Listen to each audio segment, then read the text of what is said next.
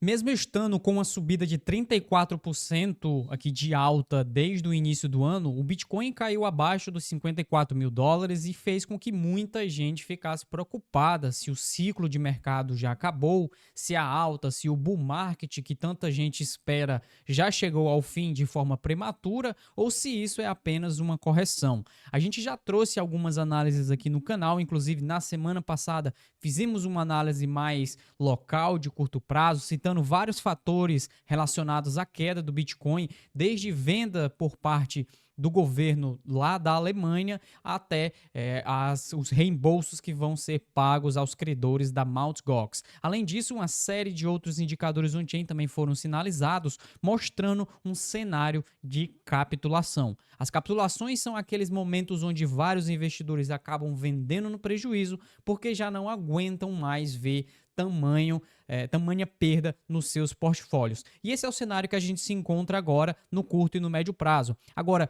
para o longo prazo, o que se diz aqui? Qual é o tipo de estrutura que a gente tem no ciclo de mercado do Bitcoin? É justamente isso que a gente vai ver no vídeo de hoje e, além disso, a gente vai mostrar também a nossa perspectiva sobre ciclo de mercado para uma possível finalização do ciclo de alta do Bitcoin, caso a gente ainda esteja dentro desse mercado de alta, tá? Inclusive, deixo aqui a minha recomendação para caso você ainda não seja inscrito aqui do canal do Block Trends, aproveitar para se inscrever, porque nós estaremos fazendo esse tipo de análise agora, nos próximos meses e também nos próximos anos. Então vai ser importante acompanhar essa evolução do ciclo de mercado, porque a gente vai estar aqui atualizando você e também atualizando lá para os nossos assinantes do Block Trends Pro. Inclusive, se você não conhece o Block Trends Pro, tá no primeiro link da descrição. É lá onde a gente publica as nossas análises mais aprofundadas e também mostramos os nossos próprios indicadores exclusivos, tá? Além disso, você pode ter acesso a uma série de cursos e materiais educacionais também e ver como nós estamos nos posicionando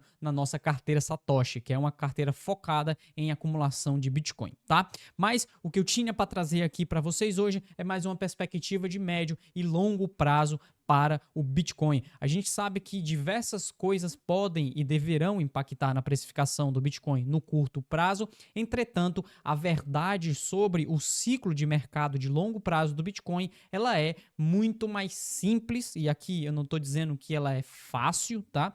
Não é fácil atravessar esses ciclos, mas ela é simples de compreender na sua essência, e é isso que eu vou estar tentando mostrar para vocês aqui, tá? Quando a gente fala em ciclo de mercado, existem várias formas de analisar ciclo de mercado e essa daqui é uma das mais conhecidas, tá? O ciclo de mercado, a perspectiva de ciclo de mercado com base no halving, ela deriva da compreensão de que o halving ele reafirma a política monetária do Bitcoin. E quando a gente fala em política monetária, a gente está falando na emissão de novas unidades monetárias aqui dentro da rede do Bitcoin. A cada 210 mil blocos é feito um corte nessa política monetária, nessa quantidade de Bitcoin que é emitido a cada bloco. Isso faz com que a política monetária do Bitcoin continue propagando até o momento onde ele vai chegar à sua escassez programada. É justamente o halving que faz com que exista em determinado momento a escassez programada de aproximadamente 21 milhões de unidades de Bitcoin, que deve acontecer daqui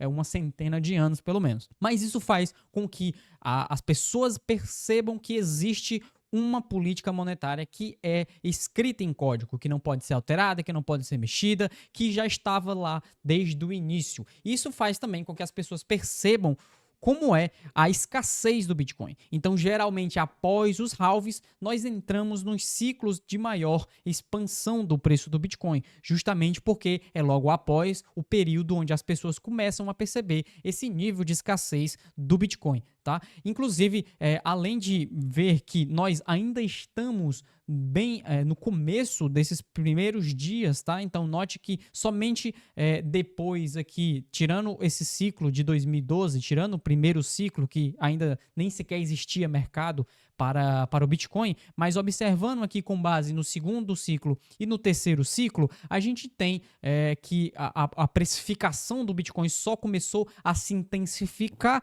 depois de 150 dias, tá? Então eu vou tentar dar um zoom aqui para vocês verem. Somente depois de 150 dias foi que começou de fato a alta mais vertiginosa do Bitcoin. Isso tem um motivo, tá? Porque esses períodos de halving, eles ocorrem em ciclo também, com base no ciclo de mercado. Então você tem o primeiro momento, que é o momento de hype, o momento onde há a reafirmação da política monetária do Bitcoin. Depois nós entramos nessa fase de desilusão, que geralmente casa com períodos de baixa, que são derivados, de fato, dos períodos de baixa de mercado, mas isso também tem outro motivo, tá? E daqui a pouco eu vou falar aqui no vídeo, então fica aí até o final.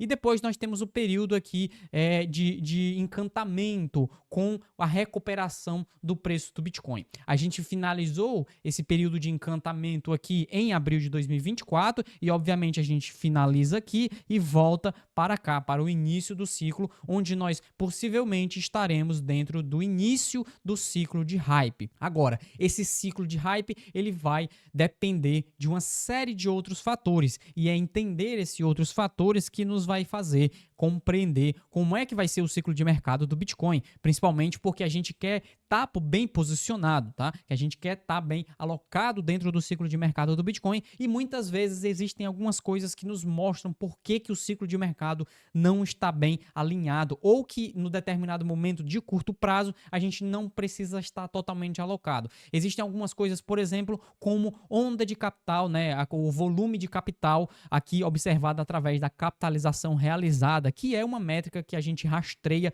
o nível de capital que está entrando dentro do Bitcoin e que está sendo negociado no curto prazo.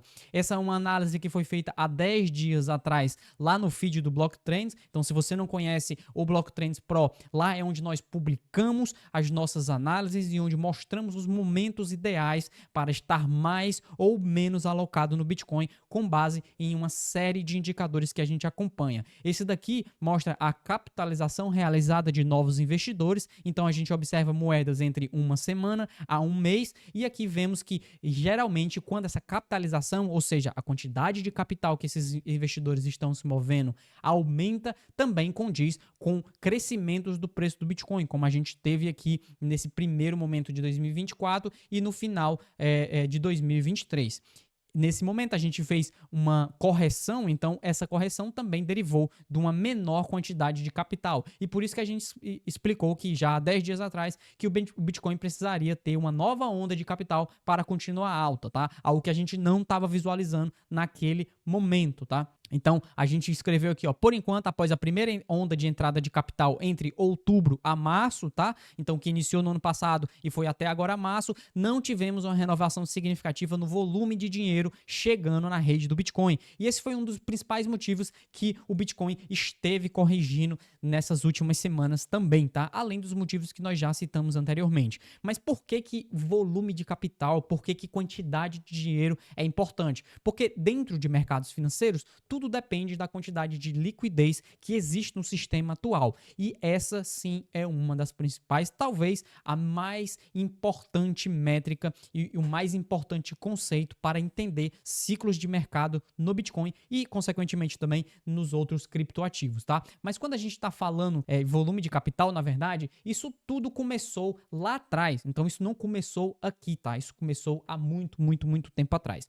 Só que o Bitcoin, ele tem uma característica bem diferente de todos os outros ativos que existem no planeta, porque, na verdade, não uma característica, mas várias características. Ele é escasso, ele é digital, ele é inconfiscável, ele é incensurável, então tem diversas coisas. Só que quando a gente está falando de volume de dinheiro que está surgindo no planeta, que está surgindo nos estados, isso tudo deriva de algo que aconteceu mais ou menos aqui na história, tá? E a gente está falando aqui do início dos anos 70, mais precisamente ali em 1971, onde surgiu a economia fiduciária que nós conhecemos atualmente. Por que economia fiduciária, Cauê? Porque basicamente nós estamos falando numa economia que é baseada, lastreada na palavra de políticos e de governantes. Nós não temos um lastro dentro de um ativo escasso, como existia anteriormente até 1971, quando o presidente Nixon, lá nos Estados Unidos, aboliu a conversibilidade entre dólar e ouro. Desde então, a gente tem visto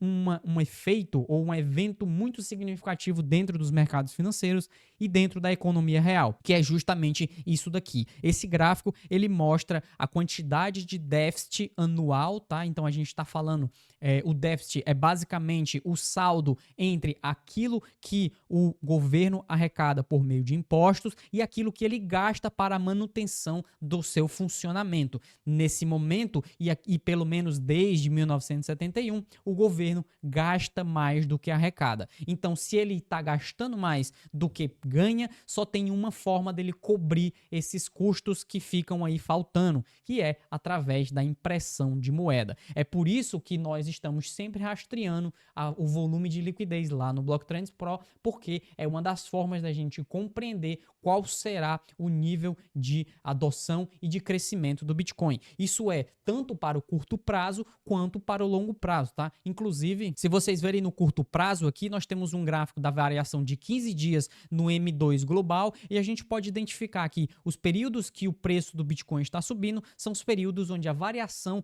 do M2 global, ou seja, a quantidade de dinheiro, está crescendo, e quando o Bitcoin está caindo, são períodos onde a quantidade de dinheiro está caindo também. Nesse momento, a gente já está vendo uma melhoria no cenário de liquidez financeira no planeta, aqui medido pelo M2 global. Então, note que a variação de 15 dias já está positiva há alguns dias, enquanto aqui a gente já consegue perceber que o M2 global, que é essa linha laranja, ela já começa a subir também. Então, aqui nós já temos um dos primeiros indicativos sobre como é que esse ciclo de mercado vai ocorrer, por conta da expansão de liquidez que nós vamos ter eventualmente ainda nesse ano, tá? Isso daqui mostra, isso daqui também tem uma correlação direta com a política monetária efetuada em bancos centrais. Então, quando a gente está falando de política monetária, uma das principais ferramentas de política monetária é justamente taxas de juros. E a gente está vendo aqui o primeiro momento, tá? Então, junho está fechando como o primeiro momento onde nós tivemos nenhuma taxa de juros sendo elevadas entre os principais bancos centrais ao redor do planeta, tá? Então, a última vez que nós tivemos isso foi em outubro de 2020, também um momento onde a gente foi pré-bull market, na verdade, já dentro do bull market, mas foi ali no início do hype do último ciclo, tá? Então, se você colocar aqui em maio de 2020 terminou aqui e outubro de 2020 era mais ou menos aqui, tá? Então, no gráfico verde aqui. Então, basicamente, o que a gente tem é uma condição de aumento de estímulo monetário no planeta. Isso daqui também é visto pelo esse gráfico que mostra a quantidade de estímulo monetário ao redor dos bancos centrais e também um indicador que estende para 8 meses em seguida na quantidade de taxas de juros sendo cortadas ao redor do planeta. Essa quantidade de taxas de juros é algo que poderá ser, que já começou a ocorrer em bancos centrais lá na Suíça, em outros bancos centrais na Europa também, e que provavelmente deverá ocorrer aqui mais ou menos entre setembro a novembro de 2024 lá nos Estados Unidos, tá? Então, o que a gente está vendo nessa tabela aqui é o CME FedWatch Tool, que é basicamente a probabilidade com base naquilo que o mercado está precificando, tá? Então, nesse momento, a gente tem taxas de juros que vão entre 5,25 a 5,50 e aqui o mercado começa a precificar aproximadamente 70% de probabilidade de corte de taxa de juros a partir de setembro e 52% de probabilidade de mais um corte em novembro, tá? Então, esse tipo de política monetária é o que vai ter uma relação direta com isso daqui, com uma condição de afrouxamento monetário que vai expandir a liquidez no sistema financeiro e, consequentemente, impactar o Bitcoin e criptoativos, tá? Algo que também começa a ser visto aqui com base na quantidade de stablecoins emitidos, na capitalização de mercado das stablecoins, tá? Note que a gente vinha numa queda aqui desde abril, tá? Isso daqui mostra a variação de 60 dias nas stablecoins e agora, nos últimos dias, a gente começou a ver um impulso mais positivo novamente. E o último gráfico desse nosso quebra-cabeça. É um gráfico que é disponibilizado exclusivamente para assinantes lá do Blocktrends Pro. Esse é o Bitcoin Horizon Model, um modelo que eu desenvolvi no início desse ano para rastrear topos e fundos dentro da estrutura de mercado de longo prazo do Bitcoin. E aqui, obviamente, esse gráfico está atrasado, tá? Ele só vai até 2023, porque o gráfico mais atualizado ele está sendo disponibilizado. Inclusive, hoje, acabei de mandar hoje, se você quiser acompanhar esse gráfico para saber se a gente já está perto do topo de mercado, lá no Blocktrends Pro tem um gráfico mais atualizado. Mas só para vocês perceberem que essa dinâmica aqui de política monetária e de halving casa também com os modelos de precificação on-chain que a gente rastreia. Então note que todos esses períodos onde o preço cruzou o nosso modelo de topo, ele sinalizou vermelho, que são as indicações sobre saída de mercado, tá? Não é hora de comprar. E quando está sinalizado verde, ele mostra justamente o inverso, mostra os momentos de compra. Nesse momento atual, a gente ainda não atingiu o topo de mercado, tá? Aqui, pelo menos no nosso modelo, eu já posso logo dizer. Entretanto, se você quiser acompanhar, saber se está perto ou está longe, é melhor ver o gráfico mais atualizado, tá? Só que esse gráfico aqui, ele acaba nos traduzindo também aquilo que é em termos de política monetária, em termos de halving, em termos de outras e várias coisas que acontecem dentro do mercado do Bitcoin, só que pode ser tudo rastreado através de métricas on-chain. Então, o ideal é utilizar esses indicadores de longo prazo, porque embora no curto e no médio prazo existam várias coisas que possam impactar o mercado, a gente sabe que no longo prazo governos continuarão imprimindo dinheiro para tentar suplantar ali o déficit que eles possuem por gastarem mais do que arrecadam. Isso faz com que ativos ao redor do planeta tenham a tendência a se valorizar. E aqui eu estou falando de ativos, tá? E não de bens de consumo, que é exatamente o oposto. Enquanto enquanto coisas de consumir ficam mais caras, ativos escassos como o Bitcoin ficam mais caros. E é por isso que o ideal é sempre focar no médio e no longo prazo e acumular Bitcoin sempre que tiver essas oportunidades. Se você quiser acompanhar como a fazer esse processo de acumulação e quiser aprender a elevar o seu nível de acumulação e de ser um investidor, nós recomendamos o Blocktrends Pro, tá no primeiro link da descrição, e eu espero que você tenha gostado desse vídeo e entendido o que eu quis trazer aqui para vocês no que diz respeito ao ciclo de mercado do Bitcoin, tá? Além do mais, não se esqueça de se inscrever aqui no canal, ativar o sininho e deixar o seu like caso você tenha gostado desse conteúdo, e se você quiser buscar uma plataforma de negociação, nós estamos utilizando a Bybit, que é patrocinador oficial aqui do Blocktrends, tá? Muito obrigado para vocês que estiverem me acompanhando até aqui, e a gente se vê num próximo material aqui do Blocktrends. Tchau!